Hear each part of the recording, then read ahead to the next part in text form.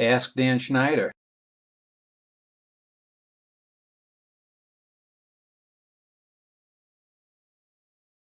This is Dan Schneider, and on this Ask Dan Schneider, I'm going to go to a recent email I received from someone named Harrison W.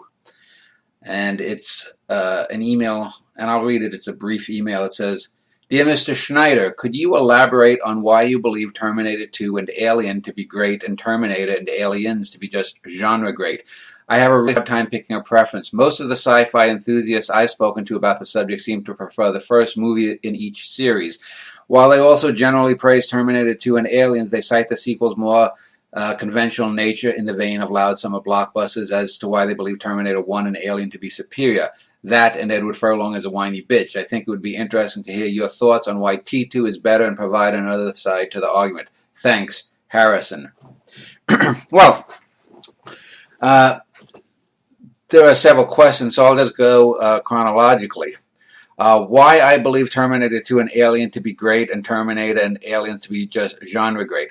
Well, let me define what I mean by genre great and regular great. When I call something genre great, that would mean it's a great science fiction movie or a great comedy or a great child's movie, but it isn't necessarily a great film per se. When I talk about great films, I'm talking about things that transcend, things that move someone emotionally and intellectually into understanding the cosmos. If I'm talking about a genre-great film, that's a film that does everything technically well, and it's great within the confines of that genre, because every genre has to hit certain notes, certain grace points to be considered part of a genre. It's a limiting thing, but it's easier to be genre great. So that's what I mean by genre great and just plain old great. As for why Terminator 2 and the original Alien are better than the original Terminator and Aliens, it simply has to do with characterization. In both, well, let's start with the Alien series. In Alien, a lot of people will talk about it being just a monster movie and being somewhat of a remake, I believe, of It, the Terror Beyond Space, a 1958 or 59 sci-fi film. And it has some elements of that, and it's a better film than that film. But you also get character development. It's one of the few films, one of the few sci-fi films where you get the development of the characters. It isn't just Sigourney Weaver. There are at least 3 or 4 characters that are interesting. Some of them are a little stereotypical, the whiny woman, the guy who does the dumb stuff.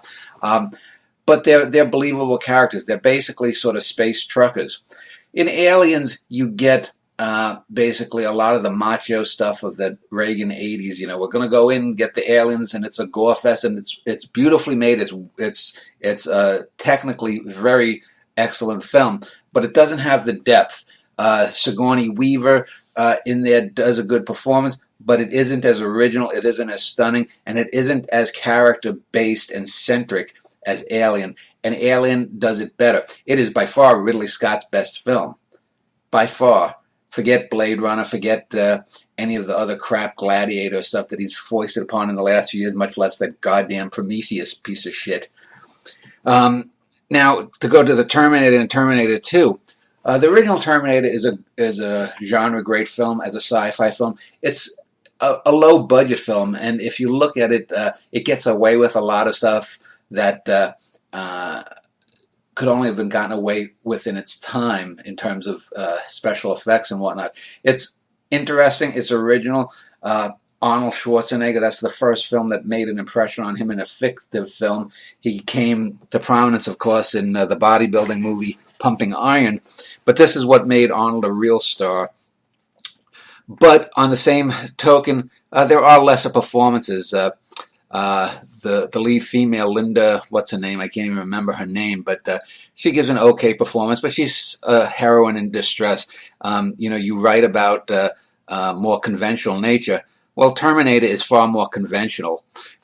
When you get to the sequel, Terminator 2, and I don't know what sci-fi enthusiasts you're speaking to, because probably 95 plus percent of critics and people I've ever spoken to say that Terminator 2 is the superior film. And it is. The Arnold character, the Terminator, is a much more developed character. The T-1000, played by Robert Patrick, I believe it is, that's a great villain. Yes, there are a lot of things. There are websites that point out inconsistencies in films, and both of those films have them in spades. The whole thing is stupid, sending someone back in time to destroy someone, and just go back and kill the great grandparents in 1800, and you'd accomplish the same thing. Nonetheless, again, the character development, the furlong character's dependence on the Schwarzenegger character, the father-like figure, the fact that Linda Harrison knows that she's basically doomed to loneliness.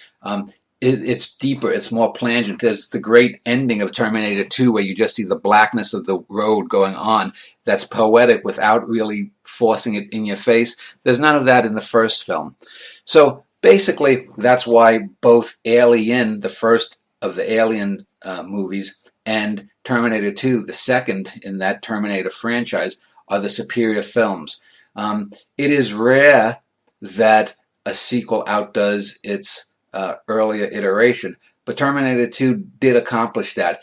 It was, in its time, a special effects bonanza, and remarkably, even with now almost a quarter of a century having passed, Cameron was so far ahead that it still holds up special effects-wise.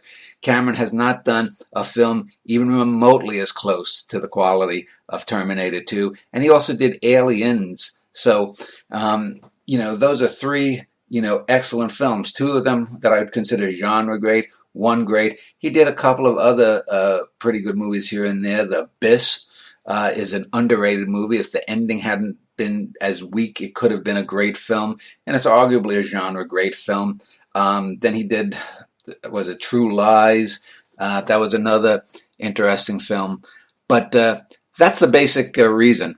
Characterization. And if you want to tell a great story, you need to have great characterization. Period. There is no great story without great characters. You have to be with the characters. You have to understand and empathize with them. When you get to that final scene in the original Alien, and Ripley has seemingly gotten rid of the alien, and she gets in her suit, or she's actually about to get in the suit, and she sees the alien there. She gets out and she's in her underwear and she battles it, and then she blows it out the portal or something.